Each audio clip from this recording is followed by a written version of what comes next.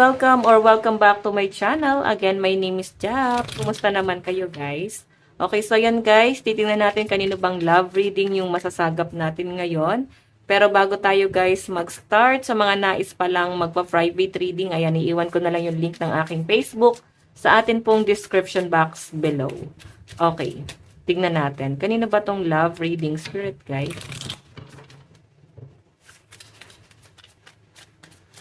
So guys, meron tayong yes. Oh, mukhang masaya. Mukhang masaya ka. Parang nag-star-star yung mga paningin mo. Parang ano to guys, iba yung kilig na nararamdaman mo sa taong to guys. Ayan, may surprise pa, no? Mahilig ba sa surprise tong person na to? Okay. Meron tayong dopamine. Dopamine pala, sorry. Dopago. Okay, ayan. Parang ano to guys, sa nakikita ko sobrang in love kayo sa isa't isa, sa pinapakita sa akin. Ayun, no? Sobrang gustong-gusto niyo yung isa't isa. Meron tayong I deserve abundance. Tapos nakatingin sa love. So I think guys, parang na-feel nyo na parang deserve mo tong klase ng pagmamahal na meron ka ngayon or na ibibigay sa inyo guys ng person mo. So spread the love. Alam nyo guys, ito ha, mukhang maswerte rin kayo guys sa pamilya ng person mo. Parang open na open ka, no? Kumbaga tanggap na tanggap ka guys. Okay? So, sa pinapakita rin sa akin guys, pwedeng kababata mo to or ano ba to? Malapit ka ba sa magulang mo? Malapit ka sa lolo't lola, parang ganun, baka doon ka lumaki, no? Sila nagpalaki sa inyo, guys. Okay, so napakaganda guys ang nakikita ko dito. Parang ano naman guys, parang sobrang open naman kayo sa isa't isa. And yes, I think yung iba dito parang bago pa lang. Okay, bago pa lang kayo na magkarelasyon. Tignan natin. Okay. Ito yung energy ni person. Tignan natin nararamdaman ng person mo sa'yo ngayon.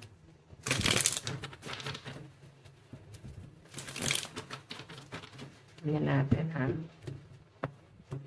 So, energy ni person, spirit guide.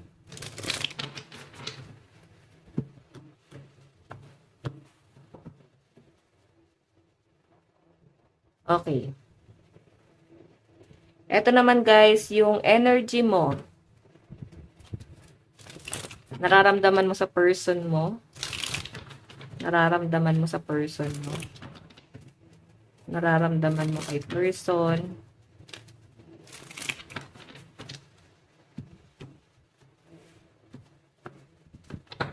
Okay.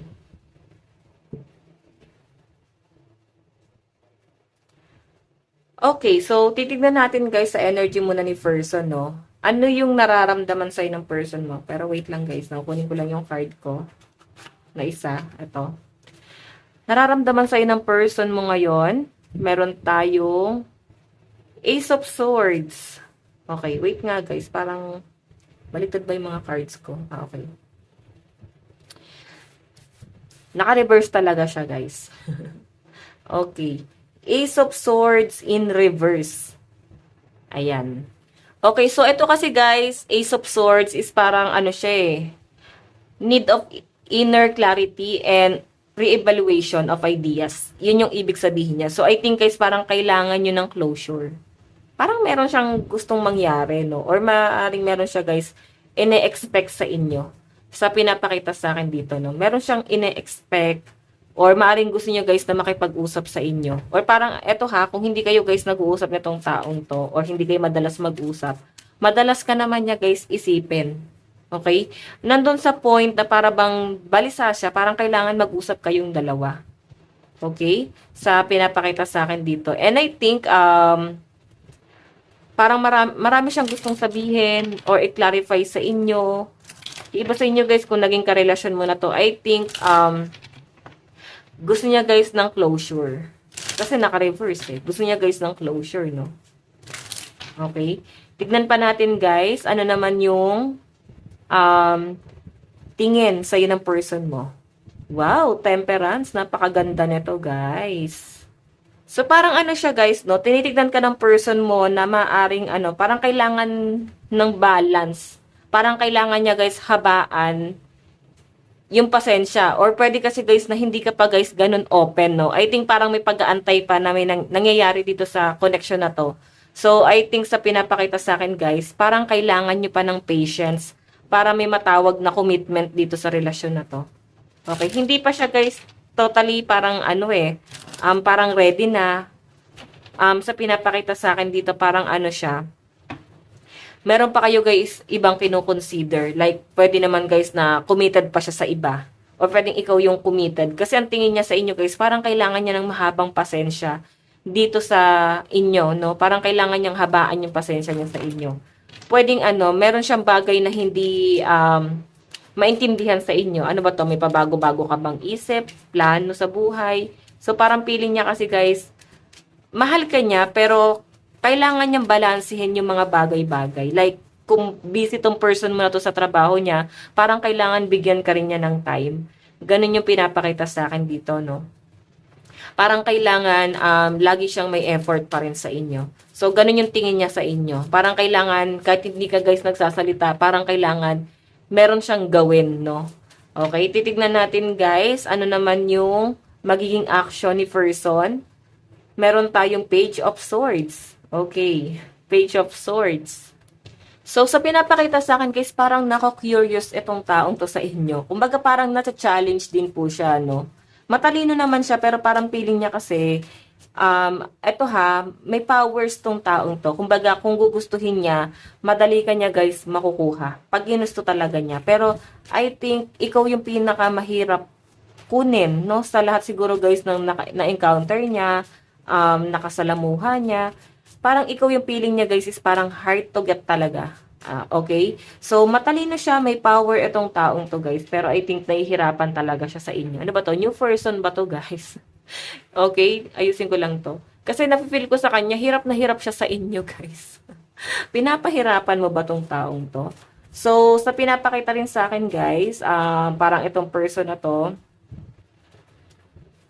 parang ano siya, ang dami niya rin guys, gustong mangyari na talaga dito sa relasyon na to. Sobrang excited na nga siya na mangyari yon. Like, gusto niya guys ng bonding. Pero I think, kailangan niya ngang habaan yung pasensya niya sa inyo. Kasi ito yung action niya So, baka gamitan ka niya guys ng power, no? Dahas. Hindi ka makuha sa santong paspasan, kukunin ka sa santong, what I mean, kung hindi ka makuha sa santong dasalan, sa santong paspasan kanya guys kukunin. Parang ganon. Parang kailangan maangkin kanya ng tuluyan. Okay, so tignan natin guys, ano naman yung magiging outcome. O, diba? Ace of Wands, temptation to. Oh my God, ang lakas ng sex appeal mo guys. Last. Okay? Ace of Wands guys is last. No? Pwedeng parang bawal na pag-ibig to guys May karelasyon na ba tong person mo or maaaring natutukso talaga siya sa inyo guys kung wala naman guys ibang karelasyon. Parang nakikita ko sa kanya sobrang lakas ng sex appeal mo, natutukso talaga siya. Gusto kanya guys alam mo yon ayoko na guys sabihin pero alam niyo na yon, no? Parang ang lalim ng gusto niyang mangyari sa iyo. Meron talaga siyang gustong makuha sa inyo guys. And last yung nakikita ko rito. Okay? So, tignan natin guys yung bottom of the deck. The Emperor. Naku. Ay no, nakaturo siya sa baba. Sabi niya, pag ginusto ko, makukuha ko. At saka guys, itong person na to, matalino to. Parang foreigner din yung nakikita ko sa kanya. Magaling siya guys, makipag-communicate. Magaling siya actually, no? Yun ang nasa sense ko sa kanya. As in, matalino talaga siya guys. Okay? Parang minarkahan ka na niya. Parang kailangan makuha kita. Parang gano'n. Okay, so ayan guys. Tignan naman natin guys sa side mo. Okay? Sa side mo, ano naman yung nararamdaman mo. Pero bago tayo mag-start, Emperor guys is Aries, no? Aquarius, Gemini, Libra. Ayan. Aries, Leo, Sagittarius. So, ano lang siya guys? Air and fire. Air and fire. Okay, so meron din naman guys ay may cups kasi. So water sign, Cancer, Pisces, Scorpio. Tignan pa natin guys ano naman yung nararamdaman mo sa person mo. Okay, ano naman ang masasabi mo doon? Dadaanin ka sa santong paspasan. Tignan natin ha. Meron tayo guys 9 of Wands, communication. Alam mo guys, napaka soft hearted mo. napakalinaw mong makipag-usap. Sobrang kalmado. Ganun yung nasasagap ko sa'yo. And talagang ano ka guys, no? Ano ba tawag dito? Sobrang, kahit kanino guys, no? Pag nakikipag-usap ka, sobrang lambot, malumanay, and talagang pinapaliwanag mo detailed by detailed, no? Kung yung intention niya, sabi ko sa inyo guys, nararamdaman sa iyo guys, is Ace of Swords. Gusto niya guys ng closure. Parang nati-challenge siya sa'yo. Kaya pala 9 of Wands, communication to eh. May mga sinasabi ka sa taong to na feeling niya, sinusubukan mo siya. So, parang hindi siya guys papasubok sa'yo. Okay, ganun yung nasasagap ko rito. 9 of Wands, oh. Okay? May mga sinasabi ka rito na pwedeng sinasabi mo sa kanya, ayaw ko sa'yo, hindi pa ako ready. Or sobrang logical mo. Okay? Hindi naman guys totally direct, pero yung mga sinasabi mo sa kanya as in napaka-logic. Okay? Tignan pa natin guys, ano naman yung tingin mo sa person mo ngayon. Meron tayong 8 of Pentacles. Okay, yun pala talaga yung gusto mo, assurance.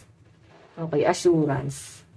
Parang saka ka lang bibigay kung meron ka nang makukuha sa kanya na ma-assure mo na talagang hindi ka lang niloloko nitong taong to.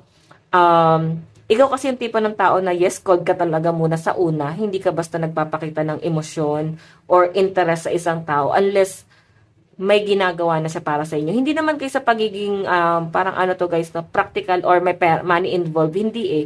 Ikaw kasi sa nakakita ko, mapagbigay ka talaga. Okay? As in, all out ka. Ganun yung pinapakita sa akin. And bago nila makuha yun, parang kailangan kunin muna yung tiwala mo. So, ganun pala, no?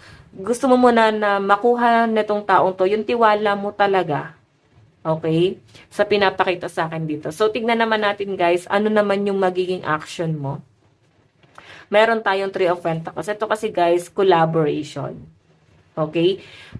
Gusto mo talaga guys na isettle na tong person na to lahat eh. Ayaw mo guys ng problema, ayaw mo ng komplikadong sitwasyon. Parang kailangan isettle niya muna. Like, ipakilala mo muna ako sa magulang mo. Or kailangan alam ko yung ginagalawan mo, mag-update ka sa akin kahit hindi ko sinasabi sa'yo. Kasi ikaw, nakikita ko sa'yo, cold ka. Hindi na para sabihin niya pa sa inyo. What I mean, hindi na para sabihin mo pa sa kanya yung mga dapat niyang gawin. Kailangan, kusa niya na talaga yun ginagawa, no? So, yun yung nakikita ko sa inyo, guys. 3 of Pentacles kasi, oh. Okay? Parang gusto mo dito, guys, ng ano talaga, assurance. Okay? Tignan naman natin guys, ano naman yung magiging outcome. Wow, 7 of Swords, oh. So, ang problema lang pala sa inyo guys, nakikinig ka rin sa opinion ng ibang tao, hindi sa nararamdaman mo.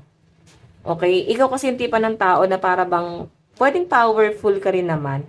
Pero I think nakadepende kasi yung decision mo dito, pwedeng sa family. 7 of Swords, eh. Nakadepende yung opinion mo or decision mo based sa opinion talaga ng ibang tao or pwedeng sa experience mo before, kung feeling mo guys is parang inutakan ka na dati, ngayon mas nagiging matalino ka na, mas nagiging practical ka na. Alam mo yun, kasi dati parang ano to guys eh, parang all out ka lagi, di ba? Eto, mapagbigay ka, hindi ka madamot sa nakikita ko sa'yo. Tignan natin yung bottom of the deck mo, meron tayong the Hierophant. Diba? Death na to, sobrang gaan ang pakiramdam mo sa pinapakita sa akin guys. Wala ka namang iniisip talaga na problema. At hindi naman talaga ikaw guys para magmadali sa relasyon, no? Ayun nga parang slowly but surely yung energy na sasagap ko sa inyo. Hierophant. Mas nagpo-focus ka guys dun sa stability, oh. Mas nagpo-focus ka sa mga opportunity na dumarating sa inyo. Parang yun yung mas kino-consider mo. O yun yung parang mas tinitignan mo na mas importante ngayon. Kumbaga itong relationship na to, kailangan mo rin naman, pero I think hindi talaga ito yung focus mo eh, sa pinapakita sa akin guys. No? Sobrang ano ka guys, practical talaga. Okay? Nakikita ko yung pagiging terror mo. Okay? Kaya pala yung person mo na challenge sa'yo, no? Kasi medyo terror ka. Okay? Hierophant ka, siya naman emperor. Diba? Ito kasi guys, magaling mangaral tong person mo na to. Okay? I think guys, parang lawyer tong person na to. Pwede rin naman guys na, yun nga, Pag sinabi kasi guys, emperor, ano yan powerful or mataas ang tingin nila sa sarili nila. Ano ba to? Medyo bossy ba guys itong person na to? Kasi ikaw, hindi ka nagpapautak sa kanya, parang kailangan merong magbago sa kanya. Okay? Meron kang inaantay na magbago dito sa taong to. Or meron siyang baguhin sa pananaw niya, sa ginagawa niya sa inyo. Ganon. Okay, so ayan guys. Malakas po ang mga fire signs sa side dito, no? Aries, Leo, Sagittarius, Capricorn, Taurus, and Virgo, and Aquarius, Gemini, Libra. Titignan pa natin saan napatungo to relationship na to. Okay. Saan napatungo? Spirit guide.